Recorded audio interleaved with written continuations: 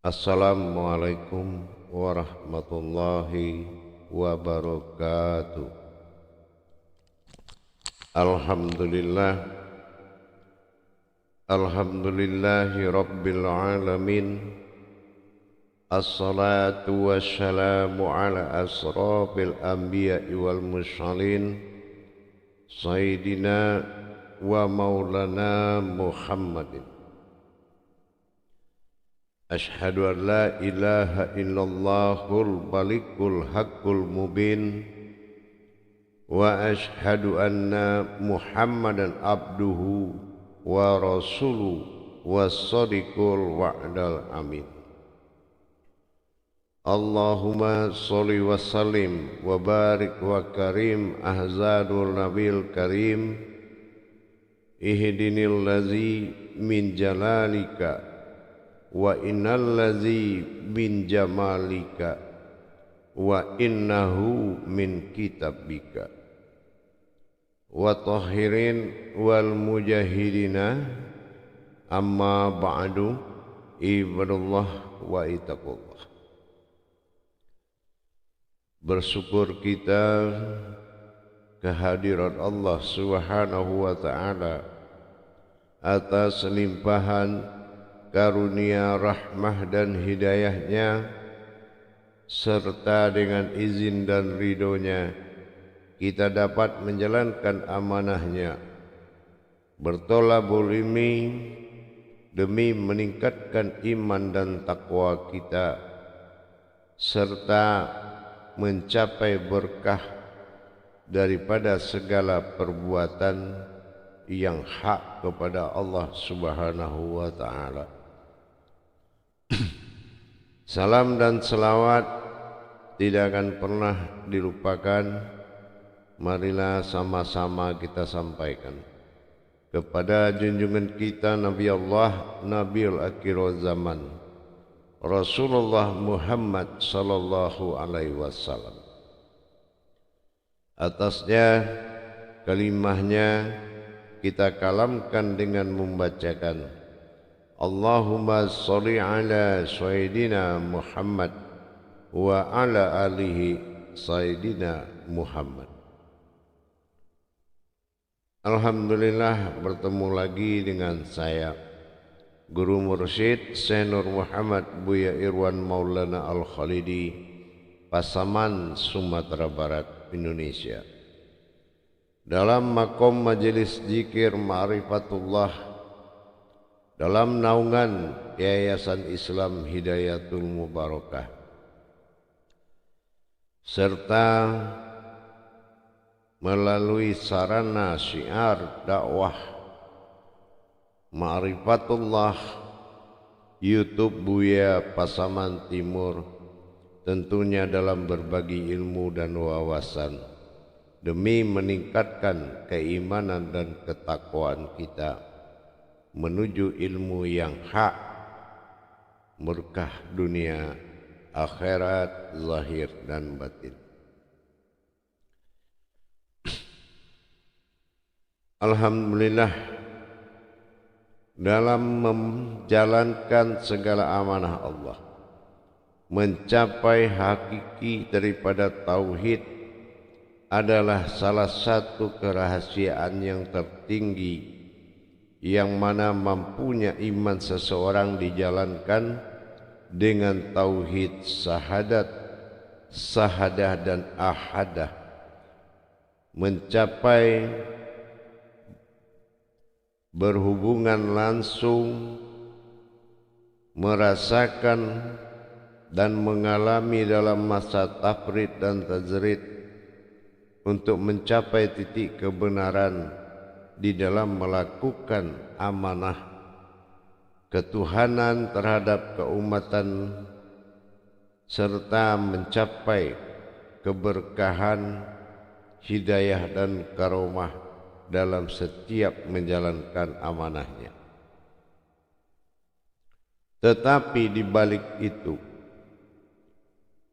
perlulah kita berpikir atas kebenaran tersebut, tentunya dengan mengawali kebenaran Tuhan adalah masanaf bagi Tuhan, yaitu diri yang dianggap sesuatu yang berdiri.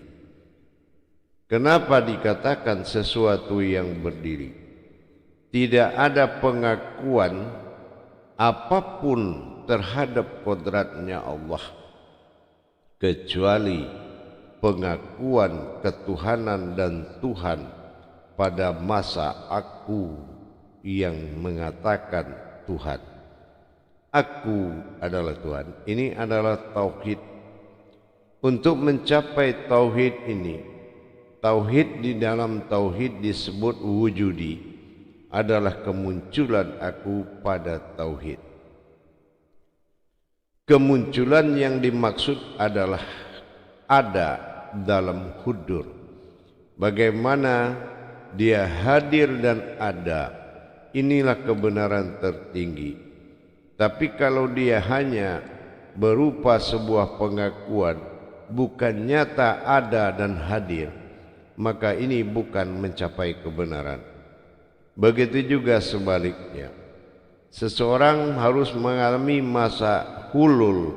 Hulul itu adalah sesuatu wujud yang boleh dilihat hanya dalam wujud Tuhan. Halal, dia halalkan dirinya untuk dilihat seperti manusia. Ini namanya sifat hulul. Jadi dua sifat ini, hudur dan hulul, inilah yang akan menjadi pokok bahasan. Sesungguhnya di mana dasar seseorang atau dalam makom tasawuf tauhid ada penamaan bahwasan manusia itu adalah hakikatnya Tuhan, hakikatnya Allah. Dari mana kita bisa menyatakan? Sementara kalau kita melihat diri kita, kita tetap mengatakan itu adalah umat bernama manusia. Sementara kodrat manusia itu sendiri tidak ada sama sekali di dalam sebutan manusia atau umat. Baik dari sisi kodrat, iradat, ilmu, hayat, sama, basar, kalam, itu semuanya adalah hakikat sifat bagi Tuhan, kodrat bagi Allah. Jadi tidak ada penamaan atau kenyataan kodrat umat. Tapi di mana Allah memberikan suatu kebebasan, yaitu dinamakan prasangka. Aku dalam prasangka hambaku. Nah, bagaimana yang dikatakan kita bisa menyatakan diri ini hakikat Allah? Memang kalau kita bicara atau menyampaikan itu sangat mudah, tetapi pengakuan hati, pandangan yang nyata sebetulnya tidak semudah pengakuan yang diucapkan. Di sini ma'rifat bukan membedakan. Ma'rifat ini adalah suatu wujud yang mana sebuah wujud yang berhak hanya untuk terlihat, tidak suatu yang melihat. Nah, inilah perbedaan. Jadi bagaimana kita menyatakan kebenaran zahir ketuhanan, zahiru Rabbi, dan bagaimana kita mengatakan ada keumatan. Di sini harus nyata dalam suatu tingkah. Dalam satu tingkah ketuhanan, aku dalam masa Tuhan bertingkah dalam ketuhanan dan berbuat dalam keumatan. Ini perbuatan diriku sendiri. Ini yang dikatakan ahad. Jadi kalau kita melihat zahiru Rabbi, jujur seseorang sangat sulit hatinya, pandangannya melihat dirinya, yaitu zahirnya Allah. Ini tidak mudah.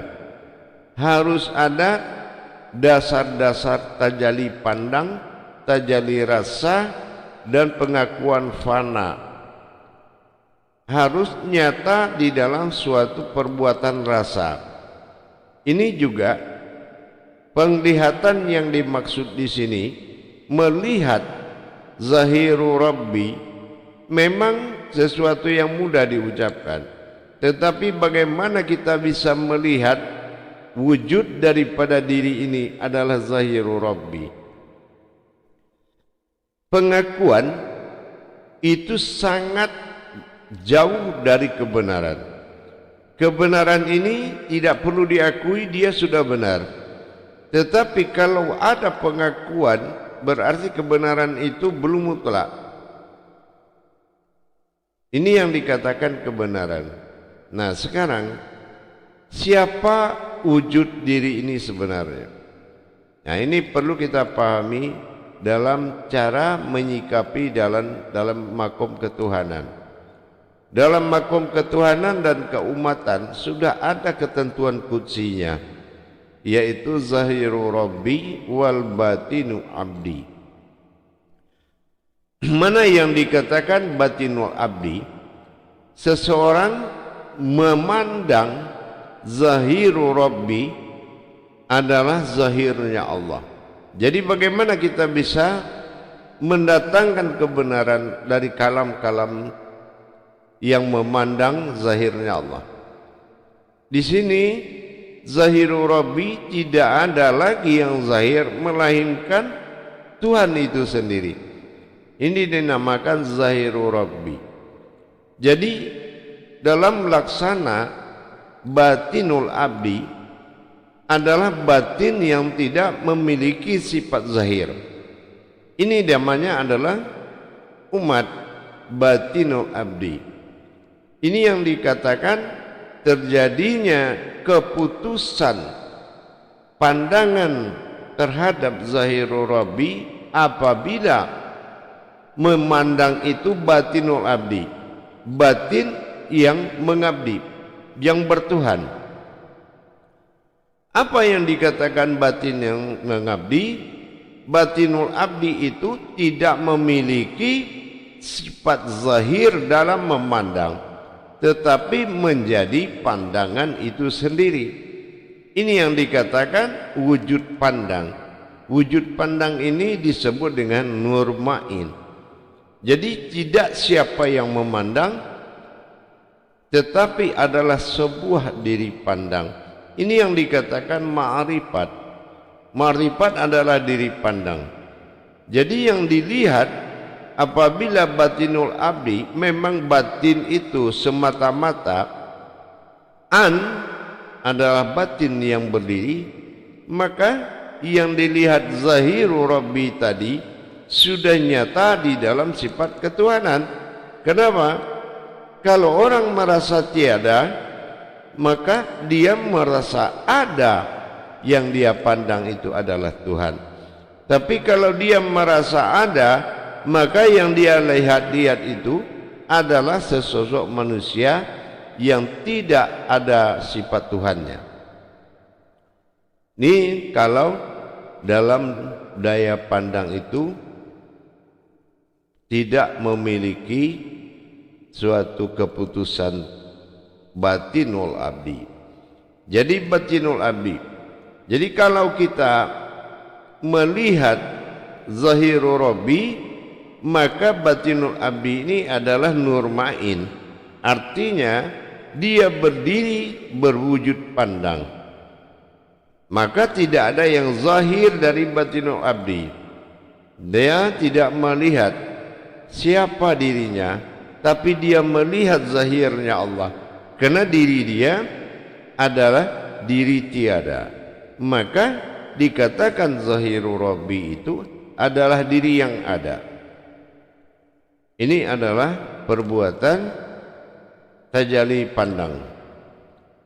Tetapi apabila seseorang tidak mengalami proses zahiru Rabbi, ini adalah adanya terjadinya lapisan atau dinding-dinding yang berupa hadas bagi pandang. Apa berupa hadas bagi pandangan? Adanya ego dalam memandang. Kalau ego dalam memandang, yang dia pandang adalah dirinya. Begitu juga dengan pikiran, logika. Kalau logikanya terlibat dalam memandang, maka yang dia pandang adalah dirinya. Begitu juga dengan keinginan atau nafsunya. Apabila dia bernafsu memandang, maka diri pandang ini akan menjadikan yang dia pandang itu adalah dirinya. Tetapi kalau yang memandang ini adalah diri pandang, maka yang dipandang itu adalah zahirul Rabbi. Nah, ini batinul abinya. Maka wujud zahir ini adalah salah satu tauhid sahadah yang mana seseorang bisa langsung, yaitu melihat zahirnya Allah. Ini yang dikatakan kajian sifat. Kalau kajian sifat tauhidnya berkodrat kepada tasawuf. Tasawuf itu adalah menentukan tiada yang maujud melainkan wujud Allah semata. Disebut dengan la maujudun ilallah. Jadi kalau kita sudah melihat zahirnya Allah, yang bisa mampu melihat zahirnya Allah adalah batinul abi. Mana yang dikatakan batinul abi? Berdiri dirinya pandang, yaitu memandang zahirnya Allah. Maka disinilah timbul penjagaan siapa diri yang memandang, itu yang dikatakan diri ihsan. Dan siapa yang dia pandang, itulah diri Rabb. Zahiru Rabbi, zahirnya Allah, anutan daripada semua insan. Ini yang dikatakan zahiru Rabbi. Maka disinilah ihsan, memandang kepada keinsanannya, karena uluhiyah daripada semesta. Jamaah para hadirin yang dirahmati Allah, kaum muslimin dan muslimat dimanapun berada. Ibarat dalam melaksanakan hakiki yang dikatakan ahyan sabitah, ibarat sebuah diri tapi diri tak terlihat. Dan dilihatlah sebuah wujud dalam wujud ahyan karajiyah. Apa yang dikatakan ahyan karajiyah? Adalah sesuatu yang terlihat. Ini namanya ahyan karajiyah. Jadi yang memandang dan yang dipandang, ini adalah diri sabitah memandang wujud ahyan karajiyah. Apa yang dikatakan ahyan karajiyah? Sesuatu yang terlihat. Siapa yang dikatakan ahyan sabitah? Adalah kehalusan atau diri al-haq yang memandang.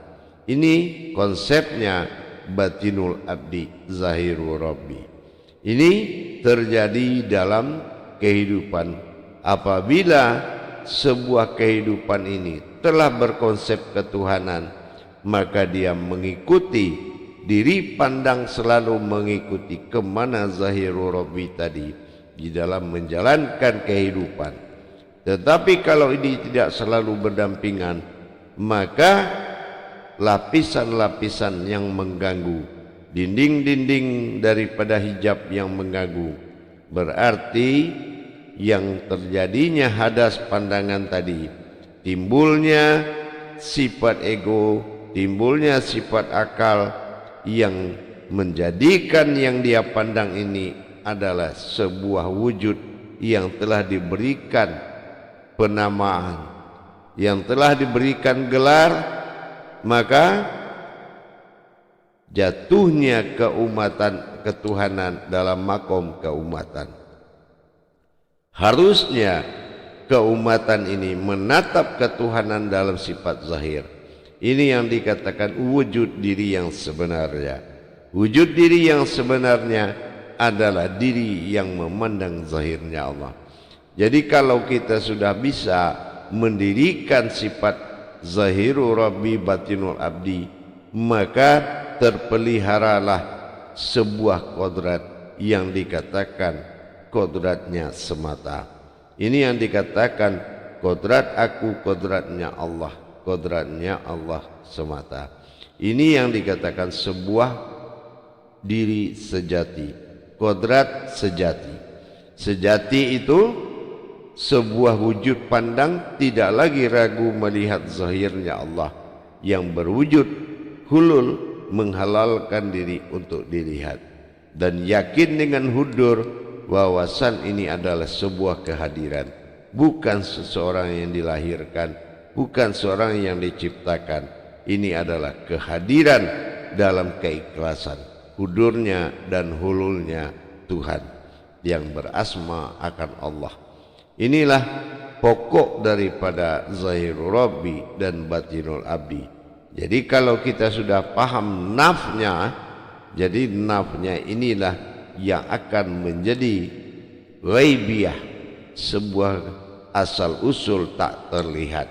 Ini tak terlihat dalam arti kata tak berasal dari apa yang ada di bumi dan dari apa yang ada di langit. Maka mendapatkan zahirnya Allah apabila kita telah mampu di makom tiada, maka wujudlah ada sifat Tuhan. Adanya zahir Allah dengan tiadanya zahir daripada yang melihat umat. Jadi batinul abdi bukan seseorang yang melihat Tuhan, tetapi sebuah pandangan yang berdiri yang tidak mendirikan zahir, dan dia melihat zahirnya Allah, bukan dia memiliki sebuah zahir. Batinul abdi wala nala zahiru wala zahiru wa anatu fil batinu. Sebuah zahirku dan batinku, zahir dan batin itu adalah aku juga. Inilah yang dikatakan sifat sahadat, sahadah dan ahad. Insya Allah dalam mendirikan ibadah sahadah adalah orang yang selalu menatap zahirnya Allah, dan dia adalah diri pandang yang dikodratkan sebagai batin yang mengabdi, disebut dengan an. Dengan demikian kita sudah bisa mendirikan dan belajar memahami di dalam menjalankan kehidupan di dalam dunia ini. Insya Allah mudah-mudahan bisa dilaksanakan, bisa diimani, dan mudah-mudahan bermanfaat bagi kita semua. Untuk itu mudah-mudahan semua keberkahan berpihak kepada kita yang mendirikan, karena surah Al-Mu'min itu sangat jelas mengatakan setiap orang yang berilmu adalah orang yang beruntung di sisi Allah. Mudah-mudahan bisa betul-betul diambil hikmah dari apa yang kita kalamkan demi menuju peningkatan keimanan dan ketakwaan. Alhamdulillah, saya Guru Mursyid Syekh Nur Muhammad Buya Irwan Maulana Al-Khalidi menyampaikan segala amanah tersebut semata-mata berbagi demi keimanan dan ketakwaan dan peningkatan ilmu pada kemaslahatan umat menuju ketuhanan. Tidak ada lain tujuan dan tidak ada lain maksud dan ketulusan berbagi kepada sesama. Akhirul kalam, wabillahi taufiq wal hidayah. Wassalamualaikum warahmatullahi wabarakatuh.